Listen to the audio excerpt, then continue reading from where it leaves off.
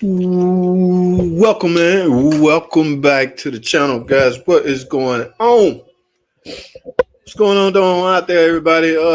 Sunday, man. Today is Sunday. I hope everybody's having or had a good weekend. Still got a little bit more to go. So whatever you're doing, I hope you're enjoying it and not working. Okay. Don't be a loser. Don't work 7 days a week. Okay. That is not cool, man. Stop it. Cut it out. All right. Guys, yes, it's been a rough week, man. The good thing about this week is I know what next week will entail. I have a preview of what's going to happen next week. So anytime you know automatically, or anytime you have a heads up on what you're going to face the following week, that is a good thing because there's no shocker. All right. There's no shocking involved. You will not be shocked or surprised by anything because you already know what you're up against. And that is my case for the upcoming week. Okay. In essence, basically, I already know by tomorrow, either Tuesday, an engine should be sitting in my stall for me to install. And y'all know what engine I'm talking about? That's right, guys. That 2.7 liter engine that I've been fighting with. Well, I haven't been fighting with. The customer been fighting with the insurance company. His added insurance coverage or his added warranty protection plan. Okay, now I don't know what kind of deal they done made, guys. Some kind of deal was struck. I think the guy threatened to sue him, but it's a long story that I probably shouldn't be speaking on. But the thing the customer had in his advantage, or the thing that the customer had to his advantage, is he had proof of the required maintenance. Okay, he had proof of his oil changes. So at that point, I don't know how the insurance company can reject it, or either I don't know how they can go by how they can decline it at that point. Okay, he also probably got heads up that what we installed was a used 2.7, so it likely was damaged in the beginning. In fact, I'm gonna play this while I speak on this. But yes, this is actually the engine. Now, what's going on, guys, is we're gonna I think from what I was told, they approved 75 or 80% of it to get repaired. So in other words, that was a remaining balance of $1,200. $1,200. Now, what I think personally is they calculated according to their manuals and what it takes and how much it should cost to replace it in. But they came up $1,200 short as opposed to what the original estimate from me and the shop was. So it becomes a matter of who's going to pay, or who's going to, what does the remaining $1,200 come from? The shop not going to cut $1,200 off the top end profit to do that job. No, they're not going to take from me or the labor rate. Somebody has to find $1,200. So what they end up doing, it's simple. It's fairly simple. The insurance company, to me, they have the advantage from this standpoint. Look, we looked it up. This is what this job paid. This is what it should cost. Blah, blah, this, blah, blah, that. So this is what we're going to pay. But only one problem with that. It doesn't match the original estimate from us, me and the shop. So it's $1,200 short. I've already said that. Now, where that $1,200 going to come from? Let's try this. Hello, Mr. Customer. Your insurance adjuster or your added coverage care approve your engine. Good news. I got good news. They approved it. Oh, wow, man. That's good. When can I have it done? Finish. It's only one problem, sir. There's a $1,200 balance. So all of it didn't get approved. 80% of it 70% got approved. So there's a remaining balance. Why is there a remaining balance of $1,200? Sir, they're not covering it all. So this was last week. So they hang up the phone. 3 days go by. The customer's still at this dilemma. I assume he got with his lawyers, his attorney. They called the company back and argued their point. Why is there blah, blah, this, blah, blah, that. But, guys, at the end of the day, it doesn't matter. Somebody came up with the $1,200 because I was informed Saturday Yeah, the engine was on the way. Okay. Yes, another 2.7 liter engine on the way. Now, y'all know my next question, right? What kind of 2.7 on the way, dog? I mean, you know, player, what kind you got coming? I mean, are we getting another used engine? That I do not know. That nobody could come up with an answer. Uh, I shouldn't care. I should care from a standpoint. Here's what's going to bother me. I'm gonna lose either way it go. Well, somebody's gonna lose either way it go. If I get a brand new Mopar 2.7 liter engine, long block, it's not gonna come with valve cover. Do y'all see right here? Y'all see this valve cover? Guys, you cannot get all of that out. You can't reuse that. I'm sorry. I've tried that before. I let a valve cover soak in all kinds of degreaser sludge killer solution. It just will not break down. Now, over time, it will break down if you put it on the car, but eventually it's going to end up in your oil pan and start the whole recirculation process back over, and could cause you some damage down the road. So there is no if I get a Mopar long block, there will not be oil pan and two valve cover. I would need a strainer, two valve covers, and an oil pan because I refuse to use these off this car. That's if I get a new Mopar. If I get a used engine, complete long block, it's likely going to come complete. It's likely going to come with the oil pan and the valve cover gasket. So at that point, just merely install it. Okay, I'm gonna do the same thing I did. You know what, guys? I might be a nice guy and at least pull this valve cover here. The left side is fairly easy, so I'm gonna at least yank that off. And because I got to pull the plenum off anyway, I can't set the engine in there with the intake plenum on. So I'm gonna remove the plenum. With that plenum off, I have extremely easy access to that valve cover, and I will remove that valve cover and see if it's sludge. But I could cause some problems with. I don't know, man. It's sensitive. I'm gonna yank it out anyway for my own peace of mind, for my own sake, and take a peek. I'll let my manager decide if it's sludge. Do we tell the company it's sludge? I mean, do I put it in, run it, find out it's knocking, and then put a valve cover? Hey, it's sludge. Y'all gotta pay me to do it again. It's all types of ways you can handle that. Okay, but I will not make such a call. Okay, so I'm gonna let my manager do that. I have no pull around there, guys. I'm merely an employee. It is not my shop. The adjuster insurance company sent me an engine, tell me to put it in. That's what I'm supposed to do because the negotiation is already done at this point. They already figured out who's paying. They probably even get a half a deposit on it. I have yet to see an insurance company back out of a job that they approve. So now we do have to get a deposit from customers from time to time, but so that's the way my week is looking. That's what I'm looking forward to next week, guys. All right, so we shall see what happens.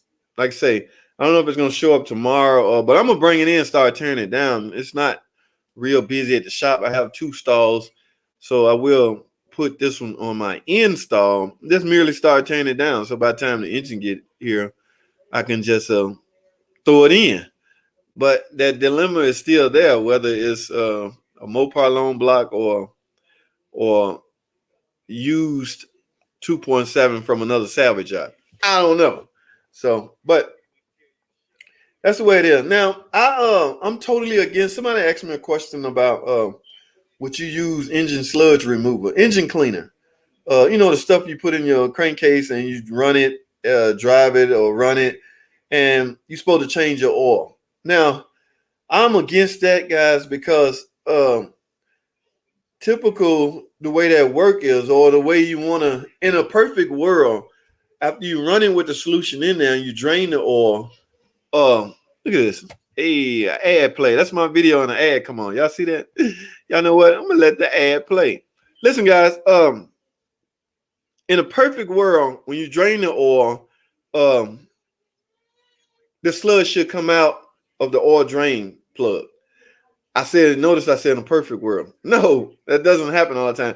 So, which means that cake that broke down all the sludge in the valve cover, guys, you know where it's going, to the oil pan. It's going to sit there, possibly strain your strainer, possibly clog up the strainer, and you back to square one. So for that part, I'm against that unless you're going to remove the oil pan. That's the only way. I don't even sell de-sludge jobs. I don't even know if that's such a service. I saw a guy in the shop do that a while back. De-sludge an engine. Okay. Hopefully, I don't know. The customer requested it. I have no idea why, but yeah, that's the way it went down. So I am against that unless you're going to remove the oil pan. All right. So other than that, no, I'm against it. Hey, 2 ads came on. I probably shouldn't be watching my own ads, so I'm gonna turn that off. I don't want no trouble out of YouTube. But listen, guys, who's that? You got this informative video. It's a great video. What causes the sludge? Billy Anderson. Billy Anderson. Why that name sound familiar? Billy Anderson. That's what you call it? That's what you call it, Daddy? Is you damn, my cousin Jeanette daughter. Damn, Pete, not Peaches. You know what I'm talking about. I know a guy named Billy Anderson. But what causes the sludge? Man, what causes the sludge? Lack of maintenance, for one, not changing oil on time. And it's really, this is an all aluminum engine, my man. Meaning the cylinder heads are aluminum. And if I'm not mistaken, the block is too. So condensation buildup, clogged up PCV valve. Look at that. A lot of things can build up in there if the oil is not changed properly. In some cases, they say it was recommended that the wrong oil was recommended from the engine from birth. So a lot of guys went roll and start experimenting with the oil used. They would try such and such. They would pull their valve cover off, see if any sludge build up.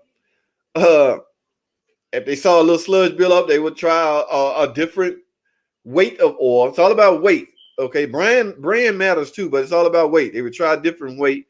They would run it until the next oil change. As you can see, the valve cover fairly easy to remove. So they would change their oil with a different weight, experiment with that. After 3,000 miles later, they pull the valve cover, change the oil. Any sludge build up? No. Okay, then I'm sticking with that. A lot of guys was experimenting with it because they stopped trusting. They stopped trusting the recommended oil that was supposed to be used. They just stopped trusting it. Like, I'm gonna try my own stuff. So that's the way it went down, man. But as far as what causes sludge buildup, the number one reason is lack of oil change, guy. So, but even changing your oil, man, it depends on a lot of factors goes into that. But I will say 80 to 90% of it is lack of oil change. Okay. Yeah, you got this. What's up, guys? Bill Mick, what's going on, man? Shane Subaru, I probably wouldn't try a sludge remover either, man. That's some risky stuff, man. But if this was a project car or something, I would probably just try changing the oil every 1,000 miles or so to see if it would break loose very slowly.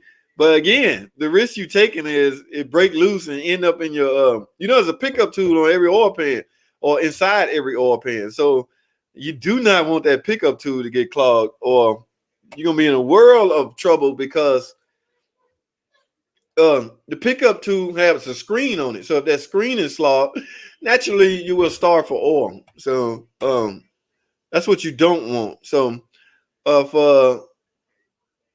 but that's not a bad idea, my man. Like I said, if it's a project car, let it break down slowly. But yeah, hey, when it's a project car and it's your own car, yeah, your whole way of thinking changed, guys. So my point is, guys, I just want to let y'all know I have an engine on the way. It should be there Monday or Tuesday. Again, I don't know how many of y'all just jumped on, but I don't know what kind of engine. I don't know what it's going to be, a Mopar long block, which again has no valve covers or oil pan, or use 2.7 with valve covers and an oil pan. I don't know. I just simply don't know. I know somebody had to come up with $1,200 to get the deal over the hump, to get the wholesale over the hump. I've used Marvel Mystery Oil in place of a quarter oil before on a few of my friends' cars. It works quite well. It works as far as what you're saying, Marvel. I'm not sure what that stuff do. Guys, y'all gotta remember, sometimes I might sound crazy asking some of the crazy questions, but as far as the aftermarket world, you know, what's going on out there, I have no freaking clue. I have no clue. Now I've heard of Marvel, but I don't know what people using it for. I'm typically at a new car dealership, so I have no knowledge of the stuff in, you know, AutoZone or Advanced Auto, the stuff people use to help their car. Because obviously that stuff is, I guess, for older cars, I guess. I don't know. It's just I have no experience with none of this stuff. So Justin, let's break that down a little bit for me. Tell me what the Marvel Mystery is designed to clean the engine, break down the sludge, or what? And you mentioned before on a few friends' car, works quite well. Works quite well at doing what? I'm just curious because I literally do not know. Only thing I've used in the aftermarket world was some shutter, some transmission shutter stuff that I've used on a couple of occasions to get rid of a transmission shutter, torque converter shutter. Boo, you're going 40 miles an hour and just shutter. That stuff works great. That's about that, and I steer clear of radiator stop leak. I know how I feel about that. I steer clear of head gasket in a bottle. A can of head gasket. Let me fix my head gasket. This is all I need, guys. Just a can. Put this in there, and you will not ever have to remove your head. Yes, I've seen this stuff, but I just have never used it. So,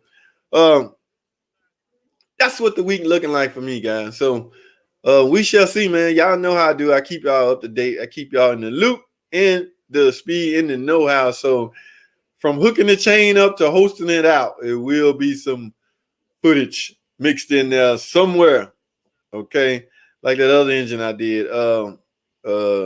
That caravan that remember the caravan that was a hydrolock. They decided to go through a puddle of water and it didn't work out too well for them. The water got in the intake and then eventually sucked inside the intake into the cylinder. As you know, you cannot compress water. So the piston on the way up, bam, just locked up everything. So that was the case on that. Where do we add the blinker? What's up, Joey Morrison? I'm not sure, man. Blinker fluid. I don't know where that stuff go, man. But that's what's up, guys. So I'm gonna get up out of here, man. Just want to clue y'all in on my week ahead, guys. I've been on the streak as far as videos. I wanted to try something. I'm not doing that next week. I just wanted to see. Let me get this out of here. I just wanted to see where my numbers would go. Okay, as far as I'm trying something with YouTube. YouTube suggested this, and I was like, okay, yeah, let's try it. So I was experimenting all last week with 3 videos a day. That's right, guys. You're talking about a chaotic week because keep in mind, I refuse to put out garbage or just put out something just to say I put out a video. No, I'll put thinking. There's a lot of thinking that go into videos that come from online mechanic tips. Okay, I personally want to make sure you get something out of it. At the end of that video, when I say thanks for watching, comment, subscribe, and I'll see y'all. You're not gonna hear that until I'm convinced that you got something out of it. Okay, something, or it's just not gonna go out. Okay, but like I say, I experimented a little bit. Y'all hear the mud in the back. I know it look like I'm in a shop, right? But you hear a dog, right? Go figure. So, yeah, I experimented a little bit with the 3 videos a day, and we're gonna see. I've already got the report. Okay, so it's spiked. I have some spikes in a lot of categories. Watch time, view time. It was another one. Of course, revenue, and it was some more. Everything spiked. Okay, nobody. I don't know. It was a trial thing, but that experiment is done. Okay, I can't. That's unsustainable, man. So I can't do that every day. So that's what's up with that. Damn, bro, you doing big thing. Hey, Joey Morrison, appreciate you watching, man. Damn, I missed somebody. Okay, where do we end? Joey Martin Gravy and so replace both exhaust cam phaser if one goes bad? Rashid, should I replace both exhaust cam phasers if one go bad? Exhaust cam phasers, I assume you're talking about a 3.6. You only have two exhaust cam phasers. You got two exhaust cam shafts per 3.6. So you're going to have one on one head and one on the other head. Now, if you're talking about should I replace both cam phasers on one particular head, that's a different question. The way you worded it was, should I replace both exhaust cam phasers? That's one on each head, my man. So I'm not sure where you're going with that question, but I would say this. If you're referring to one particular head, front bank or rear bank, if your question is, should I replace both phasers, because there's an intake phaser and an exhaust phaser, then my answer is yes, I would. I would do everything Valtrain related. When I open up a head, it's getting everything. I didn't got to the point. In the beginning of doing all these 3.6s, I was just doing in the very beginning, we was replacing everything. The rockers, the lifters, the rockers and the lifters. Okay. Over time, I've realized that those cam phasers are slowly breaking down it's a sweet spot right at 70, 80K. And I eventually end up having to go back in it. I hate going back into stuff, man. So if I'm doing your ticker on your 3.6 and your car have between 80 and up, I'm going to recommend the phasers also. Okay. And just because I don't want to get a call back from you saying I'm hearing ticking noise on startup, or my check engine light on, I have camshaft code, because that's exactly what that is. And then I'll be thinking, I should have did it while I had it off. Okay, so if that's the way your question is meant, my man, that's what I suggest you do. Marvel Mystery Oil, the idea behind it was, and still is, it is basically a cleaner. It removes sludge from lifters and helps to soften the carbon buildup between the rings. Okay, I didn't know that, guy, but thanks for explaining that. I guess your earlier question was, should you? Oh, y'all, you stated that you use it. Okay, I use Marvel Mystery Oil. Yeah. I don't know nothing about it, but if it works, it works. Like I say, my only concern would be if it's gonna clog up the oil passages or the pickup screen, because I don't think anybody's removing their oil pan to get it all out. They're just removing the drain plug. All right. Damn, bro, you doing big day. Tom, what's going on, man? Tomorrow is Monday. Yes, Tom. I don't know if, how long you've been on, Tom, but what I was telling my fellas here is the 2.7 might be in my stall tomorrow. The Sludge 2.7 that I was talking about earlier. Yeah, they approved it. The bill, $1,200 was missing. Somebody had to come up with $1,200. I don't know if the customer came up with it, but that was the whole hold up behind it, because they approved it a while ago, I heard. But the final, they didn't approve the total bill. So they approved, just say if the bill was, I'll use an even number, $3,200. They only paid $2,000. So $1,200 was missing. So we either had to convince the customer to pay it, or simple, you don't get your car fixed. So I guess the customer found $1,200 magically from somewhere. So they got me an engine on the way. Now, Tom, what I was also mentioning it to them is, I don't know if I'm getting a brand new Mopar loan block. You know, the Mopar loan blocks don't come with valve covers and oil pans. So, and I'm not reusing the valve covers off of that old 2.7. So we might bump heads again next week. I don't know, but we'll see, because I'm just not doing it. I can't clean that out.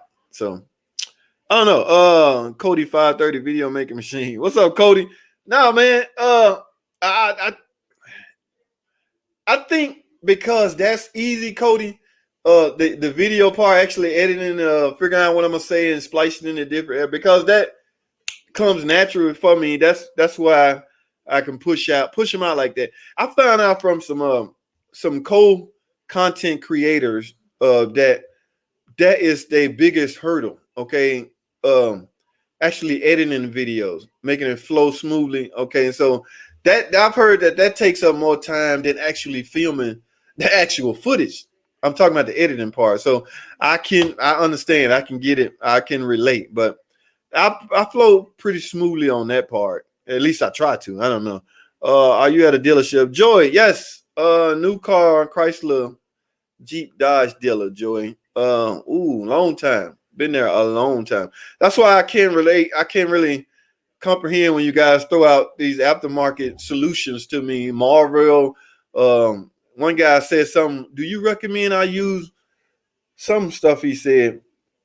I can't remember what it was, but I was like, dude, I don't know, guys. I work on 2020 model cars and 2019, 2018. So I have no idea how this stuff works. But yes, I am employed by Chrysler Jeep Dodge dealership, like ATL, but with very strong cleaners and this. Yeah, all right, that's what's up. Okay, cool. Joy Moore, green screen, clickbait. There ain't no green screen, man. I'm in the shop, man. Do you want me to go to that green toolbox? What was that, Joy? You want me to go to that green toolbox right there and get something out of it? Huh? You dare me? Don't dare me, bro. Don't dare me. I go back there and grab a tool and prove to you that that's not a green screen. Or that, what is that, a Cherokee right there? Do you want me to open that door? Who's that? Joy said that? Joy messed with me. Joy, do you want me to get up out of my chair and walk over to that Cherokee and get something out of it? Don't dare me, bro. Don't dare me. I'm tripping, y'all. Justin Burton, been out since WW2 World War II. Used is radio aircraft engine. Oh, you talking about the Marvel? Been out since what? I never heard of it, man. I've been in the dealership all my life, so give me a break, dude. You know, Dead Living Org. I enjoy watching the videos you make, anyways. Keep it up, bro. All right, thanks for watching, man. Hey, y'all, do this. Do one of them numbers, man. I heard thumbs up help the video push it. I'm not gonna. Yeah, I'm gonna try to roll. I'm gonna be online for 30 minutes. I'm at 26 now, so about 4 minutes. I'm gonna log off, guys. I appreciate y'all jumping on just to hear what I got planned for next week. That 2-7. That's all. Finnail will go way up if you do this every Sunday. I try to, man. It's just what is it? Unsustainable is the word I'm looking for.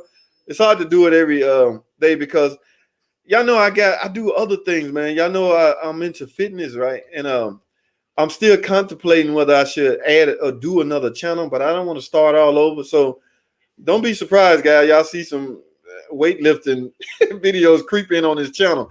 I might just make the thumbnail to where you will know that it's a fitness video instead of a mechanic, because I don't want to mislead or clickbait anybody.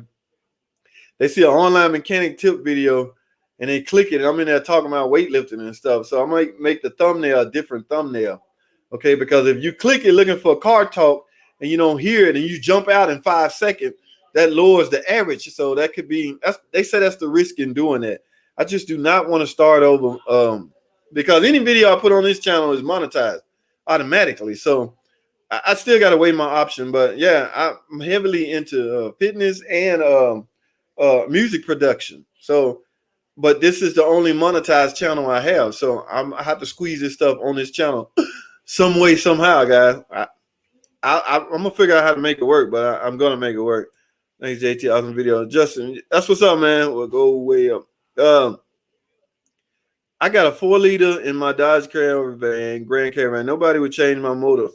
My motor mounts. Guess it's not a fun. No, it's not. The 4-liter, I just worked on one of those. I didn't do motor mount, engine mounts, but no, it's nothing fun on that engine, man. I did put a timing belt on one about 2 months ago. It's the same setup as a 3.5 and the Chargers and the Challengers and things like that. So it's the same setup. It's just a 4-liter. Bore is bigger, some whatever, but it's a 4.0. Right after the 4.0 came to 3.6, I want to say. But yeah, that 4-liter is not fun at all, my man. So good luck finding somebody. The engine mount's not too bad though. You just got to jack up it ain't no different than a Pacifica. Anybody change engine mounts on the older model Pacifica? Yeah, it was a pain in the butt. No shops open on Sundays, so your numbers will go way up on Sundays. Good point, my man. Great point. I ain't sure everybody in mechanic mode or in automotive mode on Sundays, except Sunday evening when they winding down. They figure they'll jump in and do some car talk. Okay. Already 16 in. Was only 9 a few seconds ago. Oh, that's what's up, man. JT, I got Okay. JT, I got a 2008 Chrysler Town and Country. What do you think about the engine with 200,000 mileage looking? 200,000 miles. That's not a lot of miles, man. I'm telling y'all something, man. Y'all remember back in, I don't know, some of you guys might be young, but back in the day, guys, if you got 100,000 miles on your car, it's time to get rid of that piece of junk. It's old, it's garbage, it's too many miles, it's worthless.